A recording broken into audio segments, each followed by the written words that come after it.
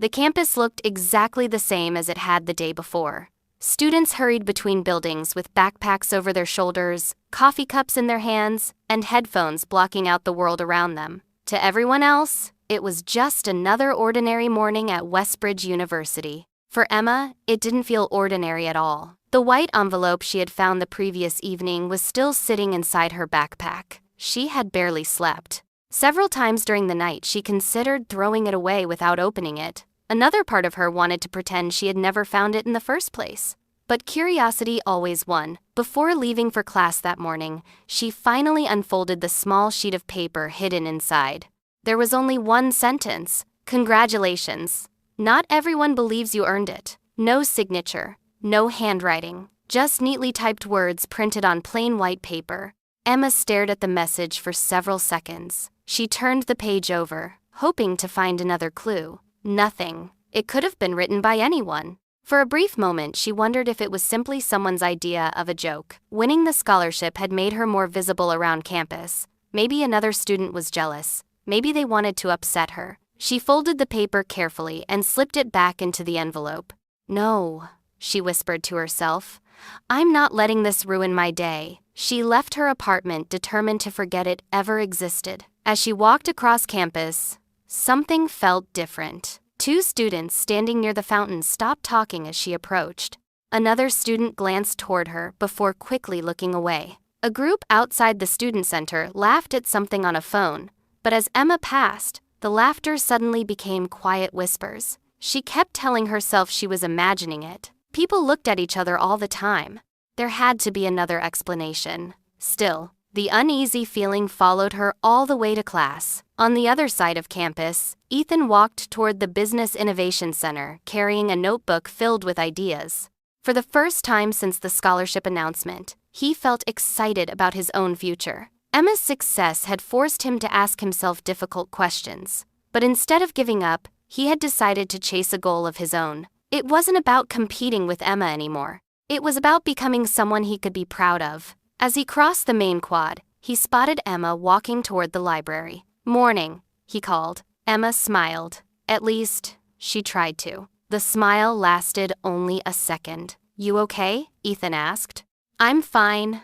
You don't look fine. I just didn't sleep much." Ethan studied her face for another moment. Normally, she would tease him or ask about his new business idea. Today, she seemed distracted, almost nervous. "If something's bothering you," she interrupted him with another small smile. "I'll be okay." Before Ethan could ask anything else, she excused herself and disappeared inside the library. He watched the door close behind her. Something wasn't right. By lunchtime, the atmosphere across campus had quietly changed. Rumors have a strange way of spreading. No one remembers where they begin.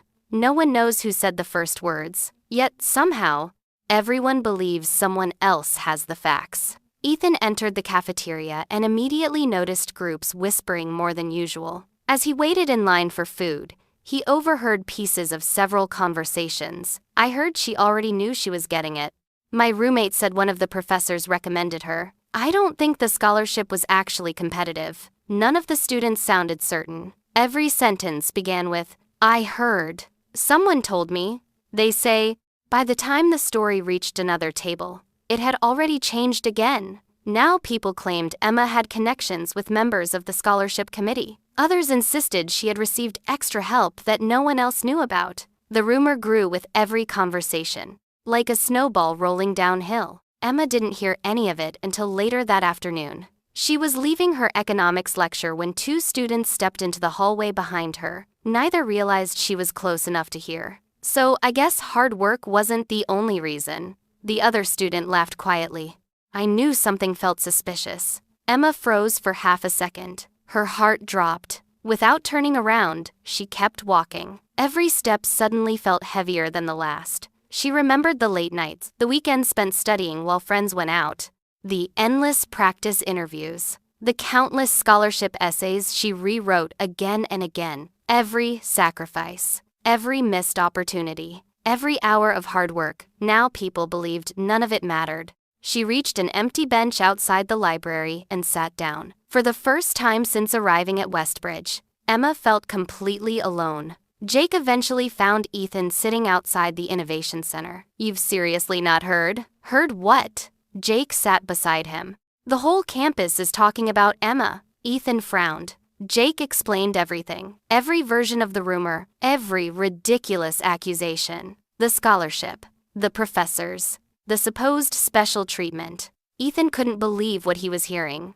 "Who started it?" Jake shook his head. "Nobody knows. They just keep repeating it." Without saying another word, Ethan stood up. Near the student center, several students were once again discussing Emma. Ethan walked directly toward them. The conversation immediately stopped. He looked at each of them. "Can I ask you something?" Nobody answered. "You all seem pretty confident. So tell me, what proof do you have?" Silence. One student looked uncomfortable. I just heard it." "From who?" "I don't know." Another student shrugged.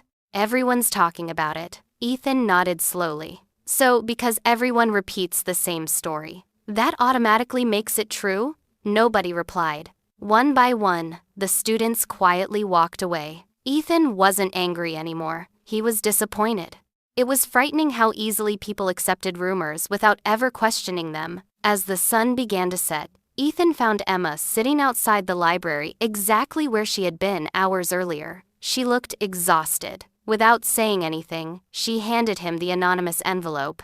Ethan unfolded the note. He read the single sentence twice, then looked back at Emma. "When did you get this?" "Yesterday." "Why didn't you tell me?" "I thought ignoring it would make everything disappear." Instead, everything became worse. Ethan looked at the paper again.